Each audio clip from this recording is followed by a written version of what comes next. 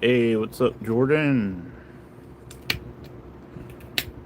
Welcome in. Welcome in.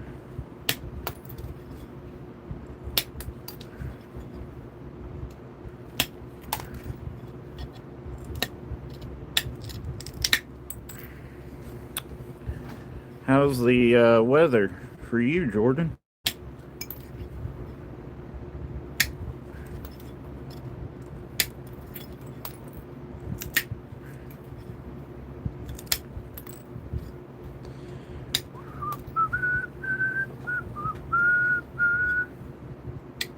Yep, sucks here too. I'm in Ohio. Where are you at?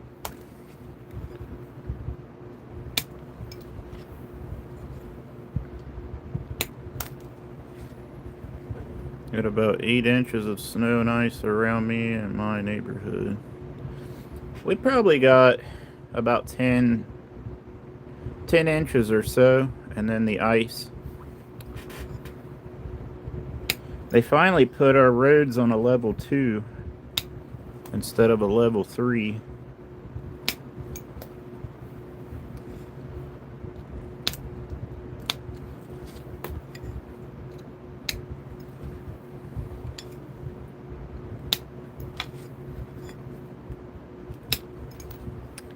Arkansas, that's a state I've never been to.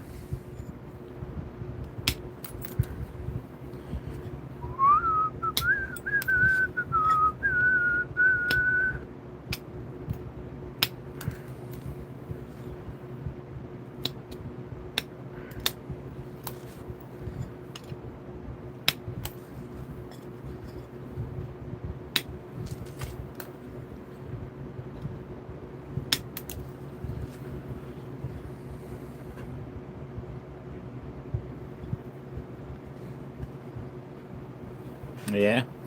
Yeah, we got lots of those too.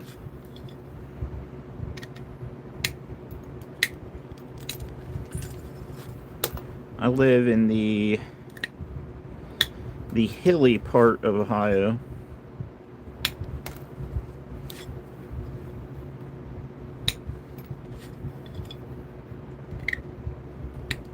Lots of hills and lots of caves. Hello from Germany. Hello. What's that called? It's called green fiber optic glass.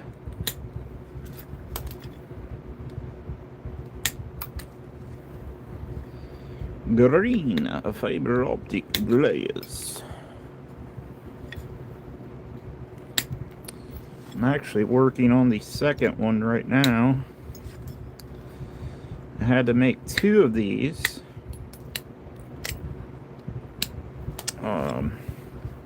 For customers. Pre-orders. Some pre-orders.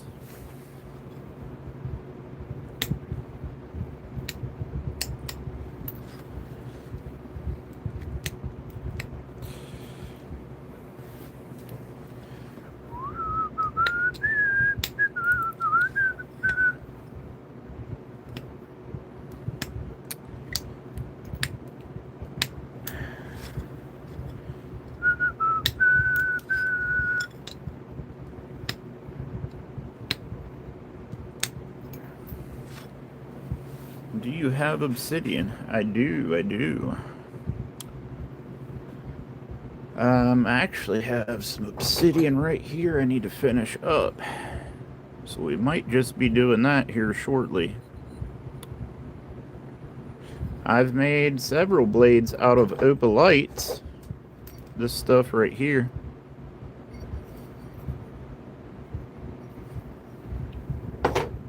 There's some more opalite.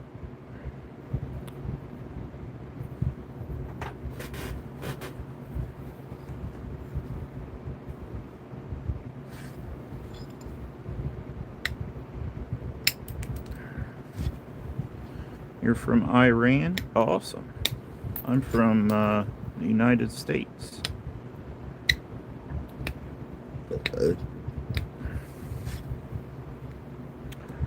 I do not know Iran. No. How long do these take to make? Usually a few days. Usually a few days. Depends on the size. Do people purchase this? Yes, I've been selling them for 3 years now. How much for the knife? You can go to my website, arrowsniperarchery.com. And you can purchase them there.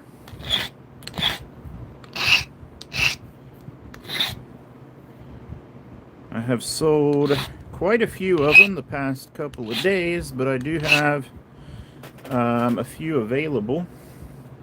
A few beauties. This one's actually for a customer. And this one is for a customer as well. So you can see I had to make 2 of them. 9-inch green fiber optic blades with E-notches. And then they will also get a Osage orange handle.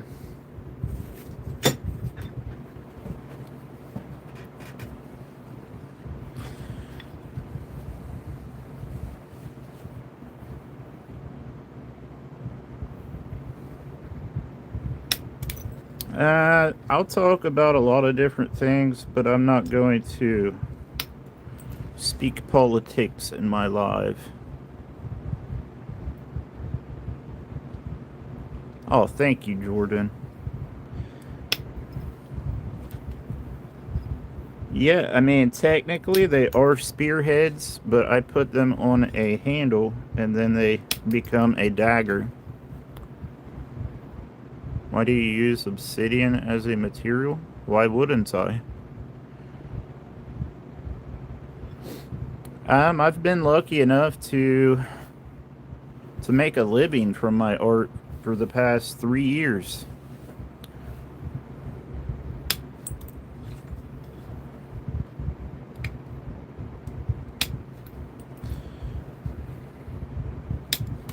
It's been a little rocky here and there, but I'm not complaining whatsoever.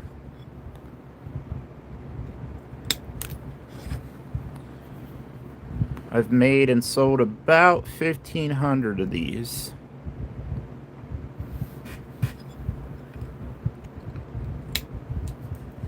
In the past several years.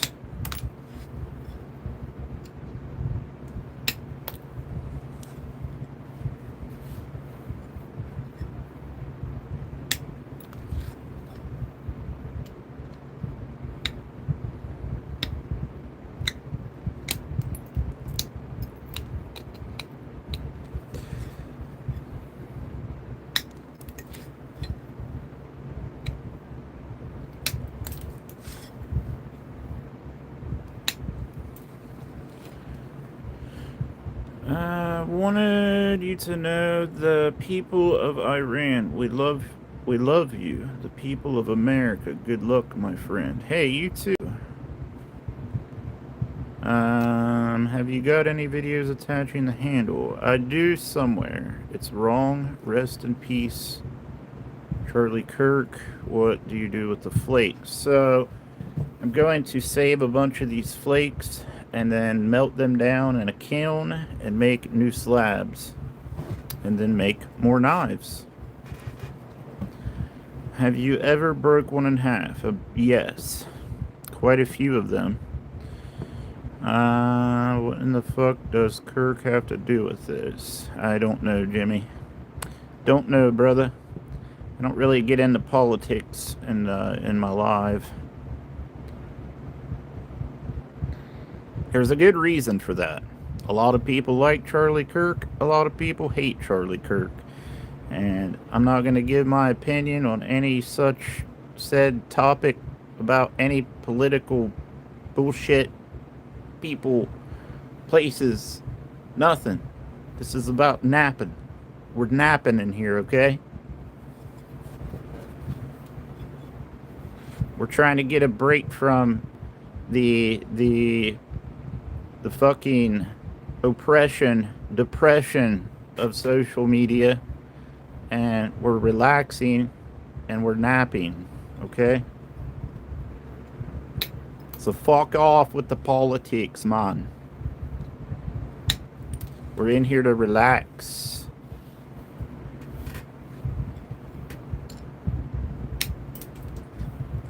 Hey man, that's on you. If you want to make fun of someone's death, that's totally on you. Someday, you know, you'll have to answer to that, your mockery. So, you only make daggers with them.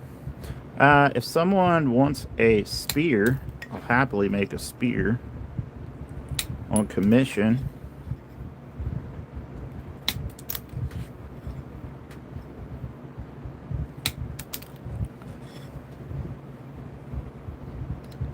They see me napping, they hatin', 'cause they don't want to see their mom riding dirty.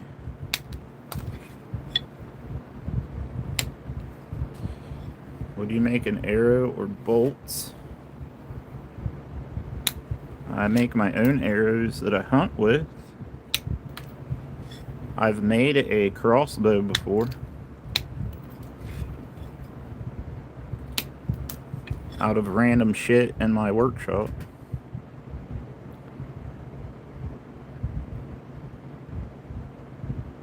Right, man, right. Why can't we be chill? Why are we making fun of people's death? What the fuck does this have to do with any of that bullshit? Nothing.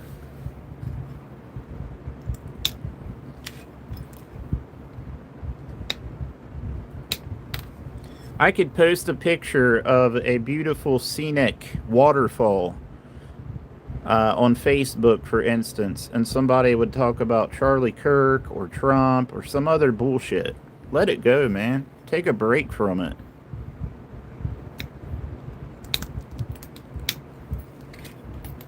Social media, the internet has people fucking brainwashed.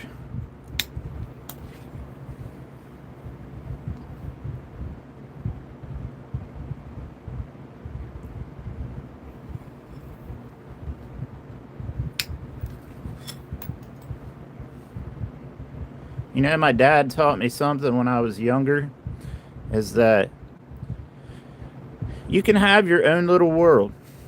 You don't have to sit there and watch the news and fill your head full of a bunch of garbage. Just stay away from the bullshit. Other than going live and posting videos of my stuff, normally I have my phone put up all day. And you don't have to make it such a big part of your life. You can have your own happy little space without including all of that garbage. So you'd be amazed how much better you'd feel if you took a break from all that.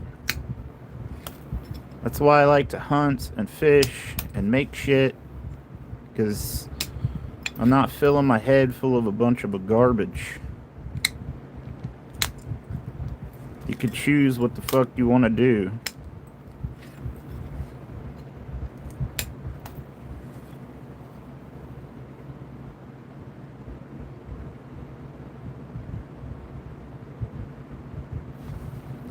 This is a piece of leather. I don't know what you mean. I made this tool.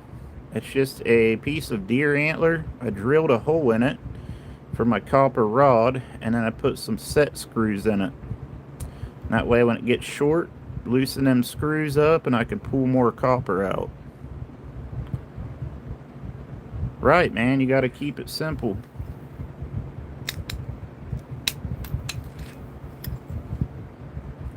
My favorite thing to do is put my phone up and go hunting.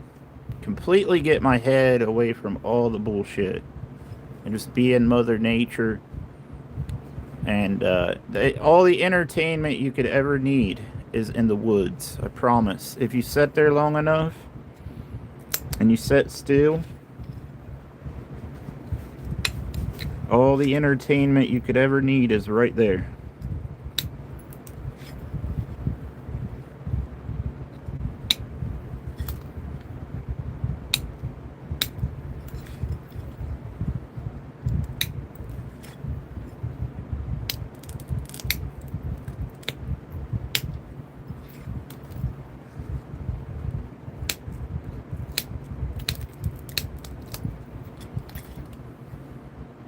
How many tools does it take to knap?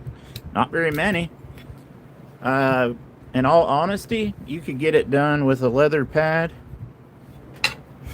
so, some sort of a braiding stone.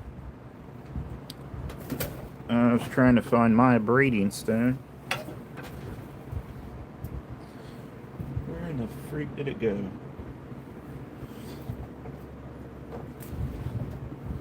Hang on a second. Ah, it's just a piece of a grinding wheel. Or you can use a rock. But you need something to braid with. You need something to protect your hand. And a pressure flaker. And you could start, literally start flint knapping. And you can use any kind of glass. So the bottom of a glass bottle. That's how I learned how to flint knap. Like when I first started, I used a piece of deer antler, the bottom of a, like a Coke bottle, and a leather hand pad.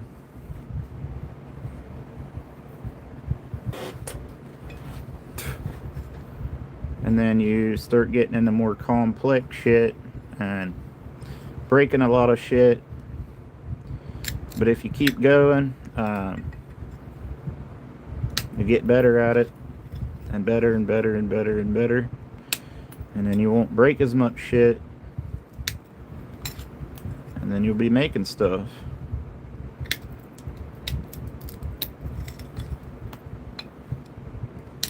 But I will say that flint knapping, no matter what kind of flint knapping, it's pretty damn difficult. Pretty damn difficult. Some people definitely pick up on it faster than others.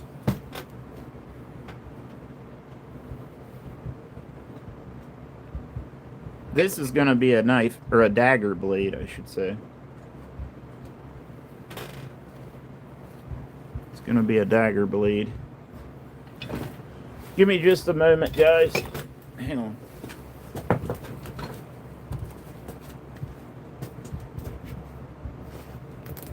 Take its damn coat off. It's getting hot in here.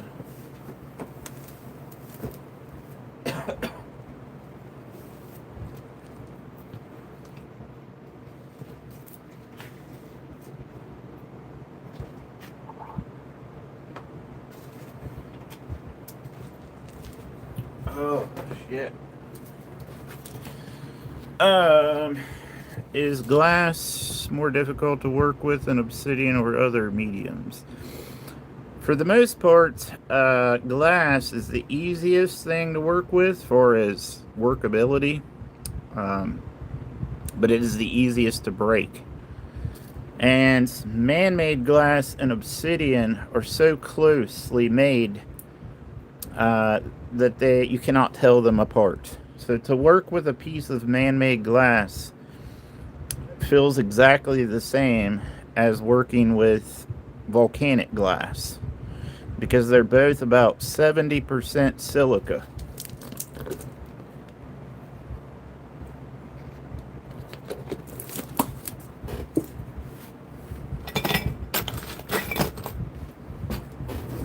Like this is real obsidian. That's real volcanic glass. This is man-made glass.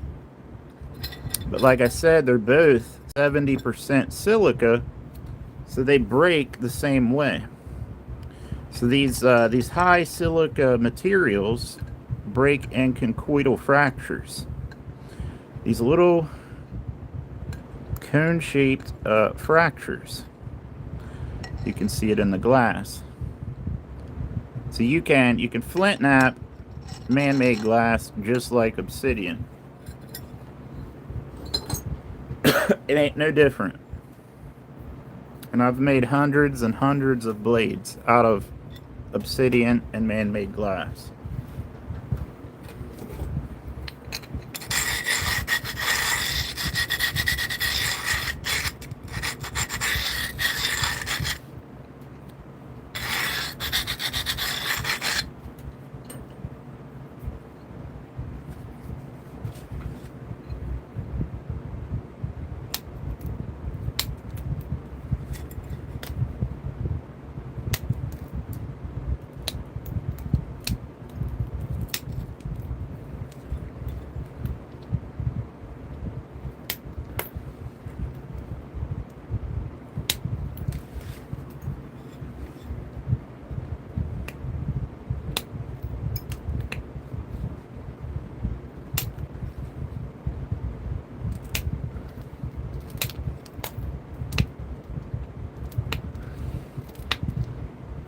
Mm.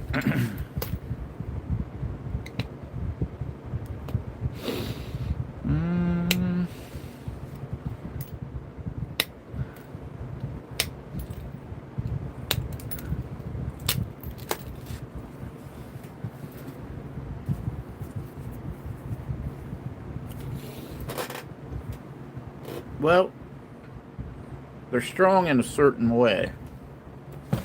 Hang on.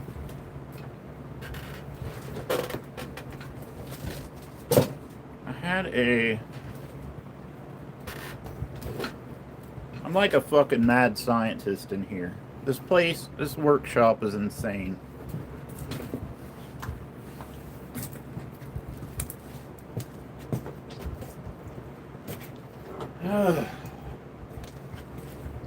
It drives me crazy.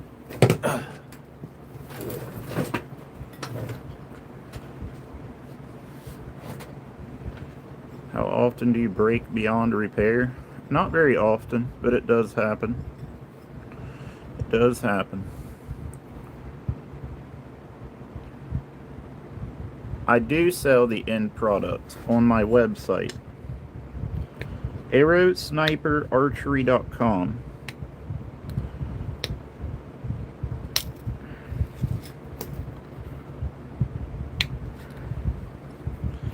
I've got a couple of really beautiful pieces available.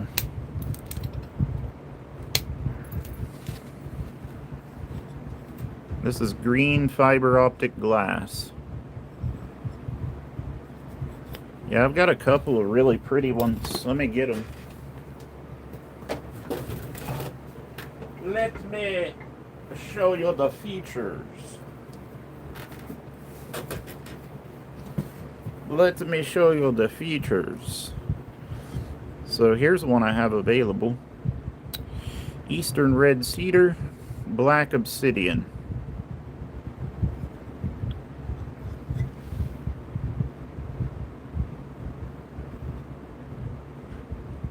Very fucking sharp.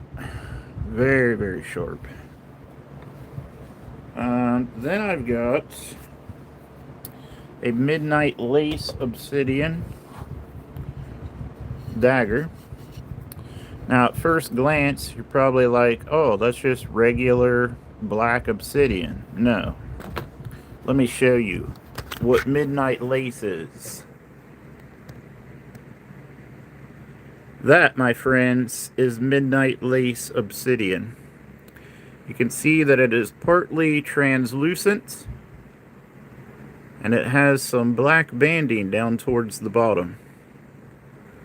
But that is beautiful.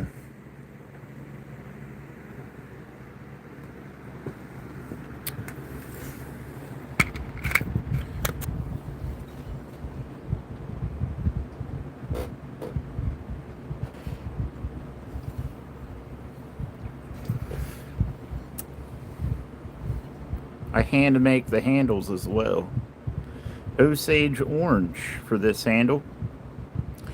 That is a very spectacular bow wood, by the way. That's what I make my bows out of. Very, very dense. Highly, highly reactive to ultraviolet light. So the more this is in the light, particularly the sunlight, the darker that wood will get over the years. And eventually it will be a purplish black. And it's indefinite. It never stops darkening. Never. That's what my hunting bow is made out of. But you can find these at arrowsniperarchery.com. arrowsniperarchery.com.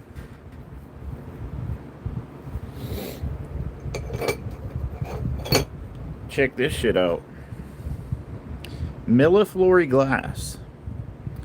So I don't know how old you guys are, but they used to put this shit in paperweights. I remember my grandparents having it. But there's little flowers in the glass, and it goes all the way through the glass. Pretty cool stuff.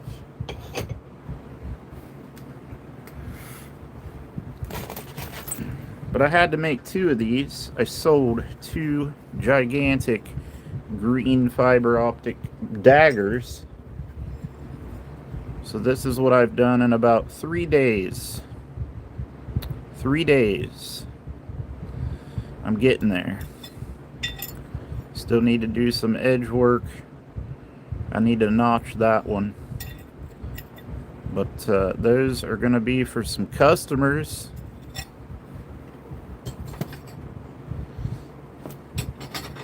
And then I've got all kinds of little shit laying around that I've made. Let's see. Here's some small blades. I've got some arrowheads. Arrowheads. I know people love them. I've got some more arrowheads that I've made. What else do I have? Another big triangular obsidian something. Oh, I even made a Christmas tree.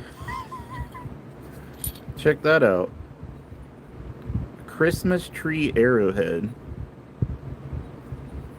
Won't those break? No.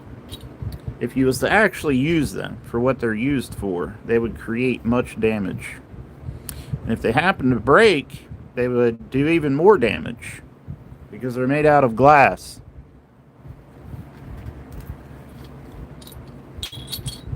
This right here could kill any animal in America on the end of an arrow shaft.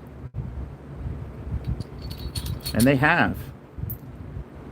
That size right there.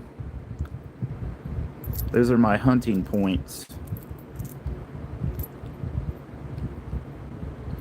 Yeah, so let me explain something to you. You'll find it very interesting. Let me set these down. So, let me grab something real quick.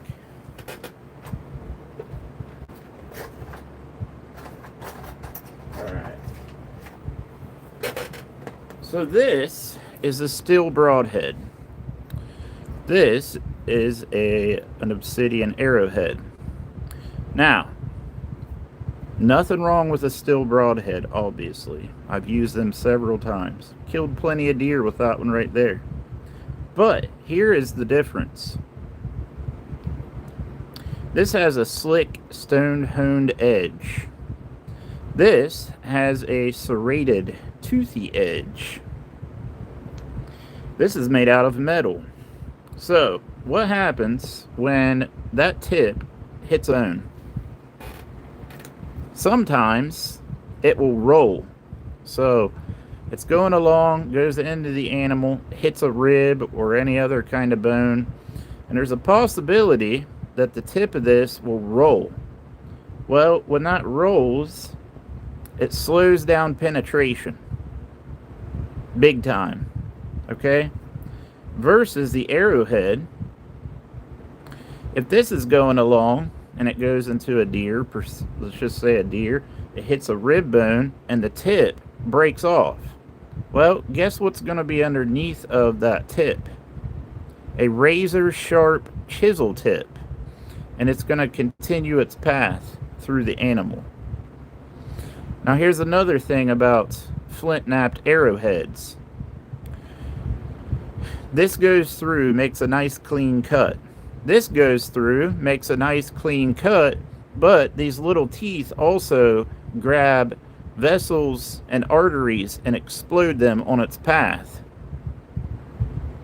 So, an arrowhead can cause a very massive bleed out.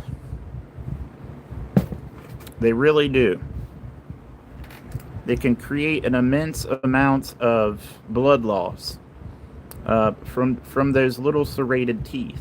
And that's why you'll even see some broadheads that are made from steel that have serrations.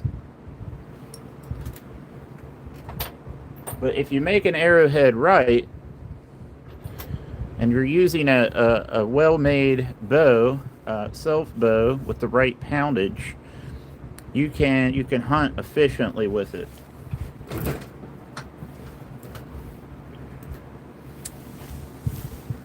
But I thought you might find that interesting. But I like my hunting points to be nice and triangular. You notice some arrowheads that say people find or collect, they're very rounded. They're very rounded. Well, the more these are rounded, the worse they are at penetration. So this nice triangular shape is what you want. And you want to make them nice and thin.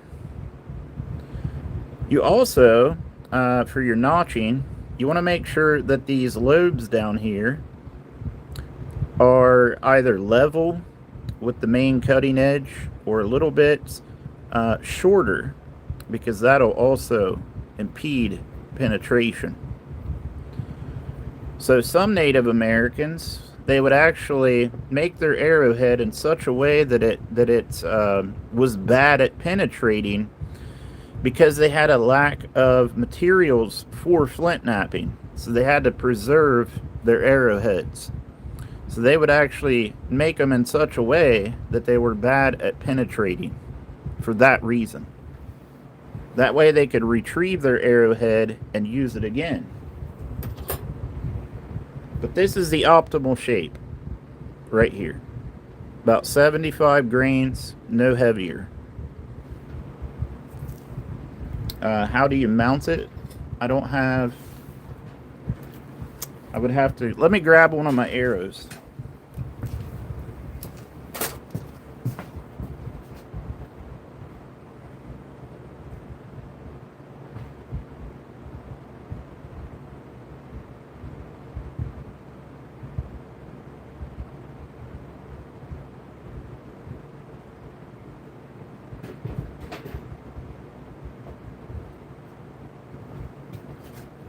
Excellent question.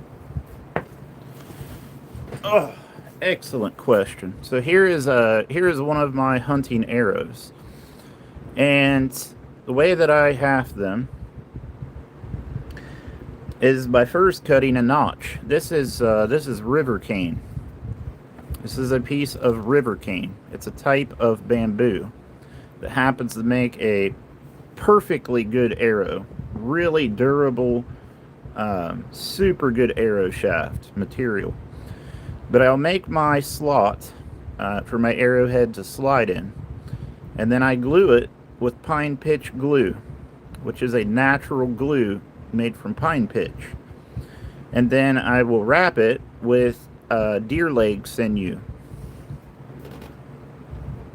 And you're probably like, what the hell is deer leg sinew?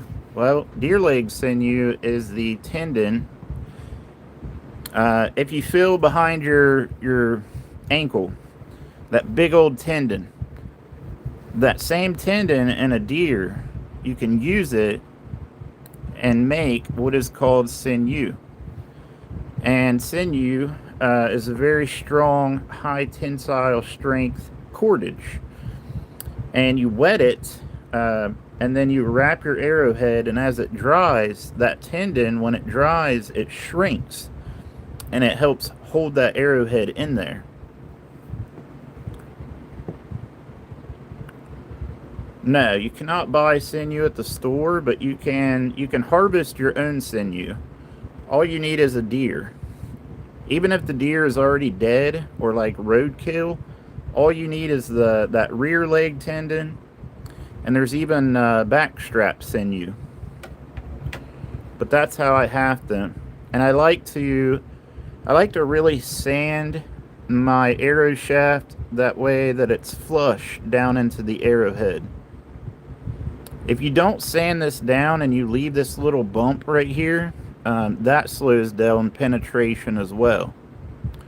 So that right there is going to be a highly effective arrowhead for hunting, and you can see those gnarly ass teeth. And then you want to get the tip of that arrowhead like a needle. But those teeth, you could see how they kind of grab my skin. Well, you can imagine when this arrow is going 150 miles an hour and it's got momentum behind it from this heavy arrow shaft, the arrowhead is going to penetrate, hit blood vessels, arteries, and it's going to do a lot of damage. And those teeth are going to pull those organs and tissue along with it.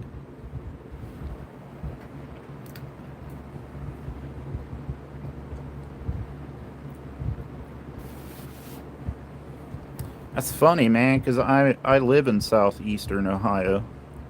But yeah, that's how I like to make them. And I learned a lot of my shit from Ryan Gill. I got to give him a shout out.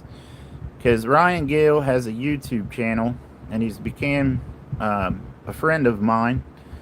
But that's all the guy does. He hunts with primitive equipment, and he documents his hunts. I think he's killed like 60 big game animals with stone and glass points, atlatls, spears, and the dude has so much knowledge. But you can go watch him on YouTube, and like I said, it's called Hunt Primitive, and he's got a lot of information on this topic.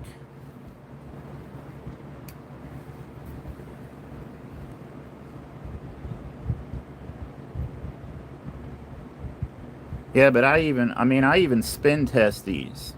Like, it spins true. Look at that. I don't know how well you can see it. But these arrows fly phenomenally. It's crazy that you can get material from nature that will compete with carbon arrow shafts. It really will. I mean, I've shot bows for years, and this river cane shoots just as good as a carbon shaft out of my self bow.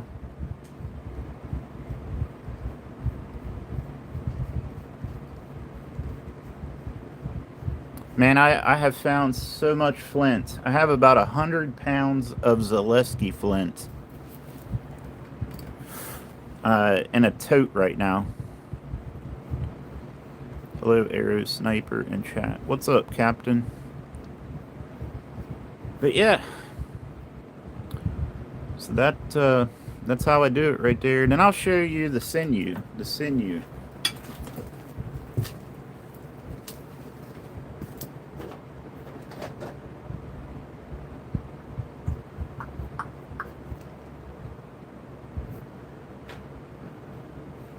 Oh.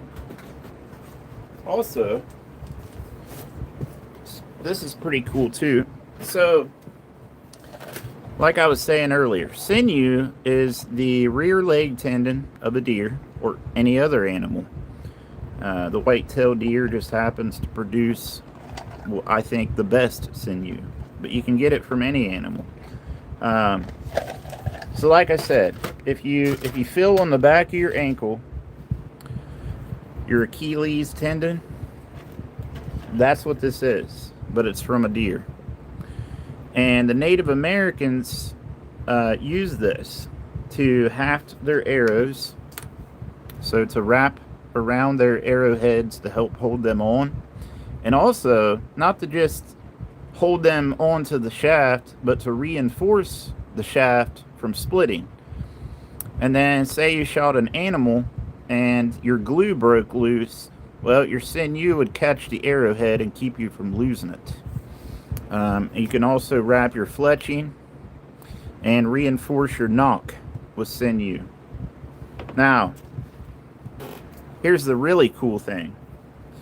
So self bows, primitive bows. This is a miniature bow that I made, and I sinew backed it. So what I mean by that is there is some wood types that they are good in compression, but they're bad in tension. So whenever wood flexes, okay, the back side of the bow, the wood fibers are trying to pull themselves apart, essentially.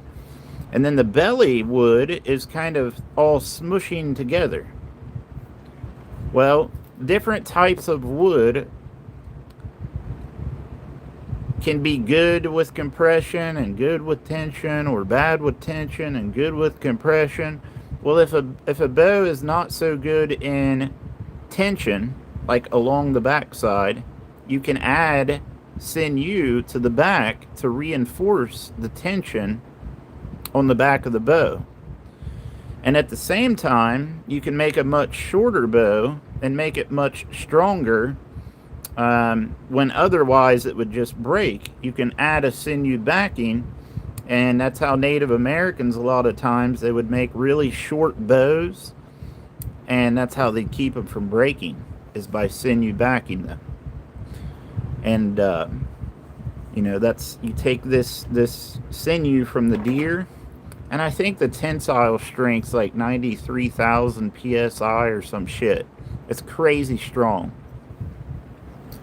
And what you would do is you would wet this sinew, you glue it to the back of the bow, and over time, as that sinew dries, it'll pull those limbs up into a reflex. It'll pull the bow into more tension than it was already in. So you'll increase the draw weight by about 15 pounds with the sinew, and then you'll pretty much make it indestructible. Almost like adding fiberglass to the back of the bow, but it's like a primitive fiberglass. So it's really good for a lot of things. Sinew is cool stuff. But it's very simple to harvest it. If you kill a deer, you simply make a slit down the back of their leg, cut the top and the bottom of the tendon, and take the tendon out. Then you let the tendon dry all the way. Once the tendon dries, you can take it, put it on top of a rock, and take another rock, and don't hit it real hard, but start splitting that tendon up. And what happens is it turns into a bunch of smaller fibers. And that one tendon will turn into a big ball of strings. And then you can just take a string and wet it in your mouth, and then wrap whatever you got to wrap. And then when it dries, it's got natural glue already in it. It's already got hide glue in it. So it'll actually glue itself, and it'll shrink, and it'll hold that stuff really tight. Very strong stuff. But I mean, you can get so much out of just one deer leg tendon. It doesn't stink, and when you put it in your mouth, it kind of tastes like beef jerky. If I had to, like, give it a flavor, but it doesn't stink at all.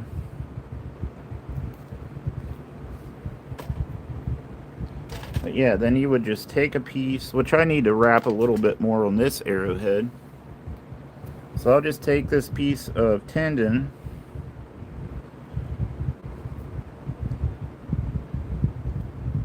and you don't need a bunch of it either. Actually, let's get a little bit better piece than that. You're not gonna catch no fucking disease or anything from wetting this in your mouth. Chew on it a little bit, and when you chew on it and swoosh it around in your mouth a little bit, your saliva helps activate. Like right now, I'm chewing on the shit. Your saliva will help activate those natural glues.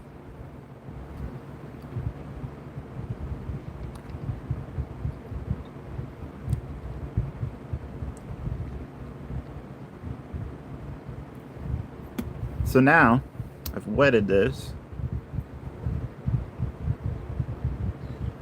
and you can see it instantly just becomes very pliable and workable.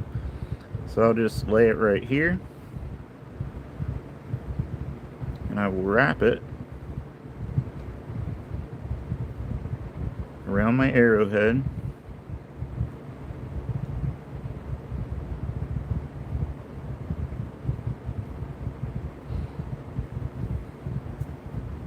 A little bit more spit, And let's wet all this back down a little bit.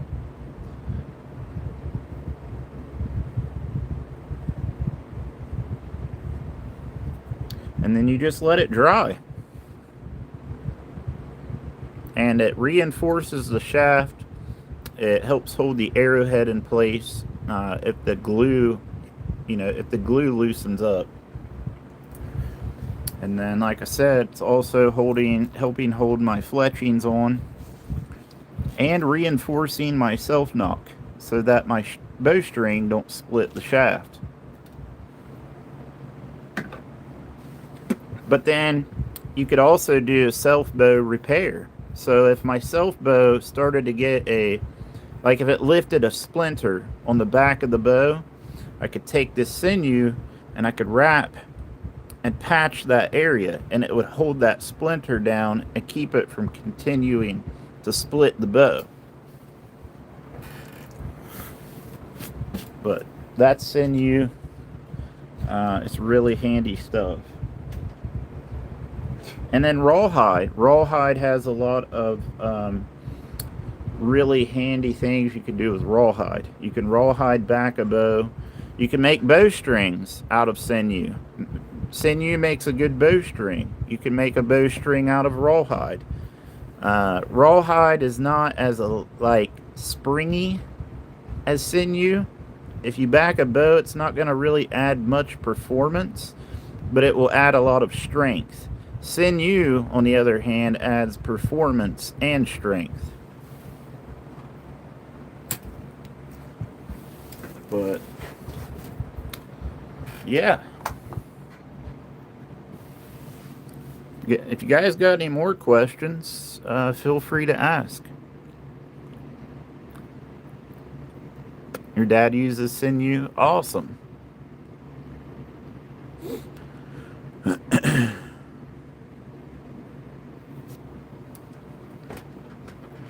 Thank you, Loch Ness. Drop the website again, please. Hold on.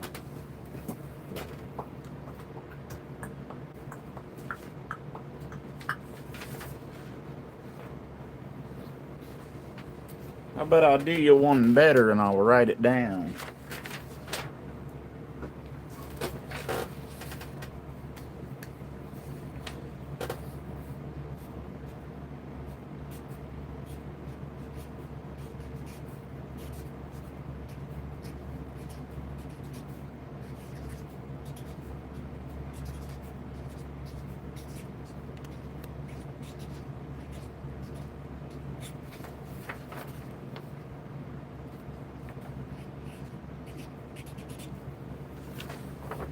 There's my website.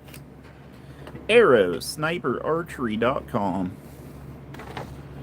Could you put a little leather and put it with the other? What do you mean put a little leather and put it with the other? Right here's my website if you'd like to screenshot it, or I do have a knife and a dagger available. I've been selling quite a bit of stuff lately, so I don't have a bunch on my website right now, but man, I'm always making stuff. Like literally always making stuff. I've got these two right here.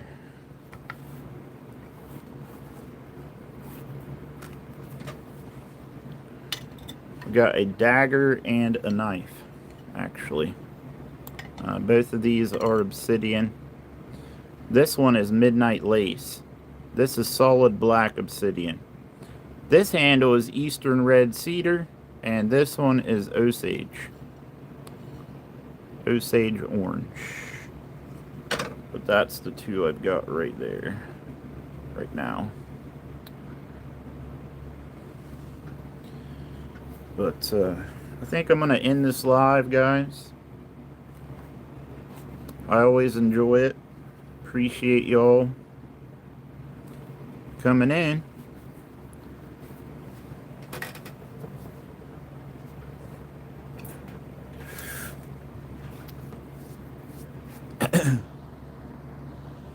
But I'll go live probably tomorrow, honestly.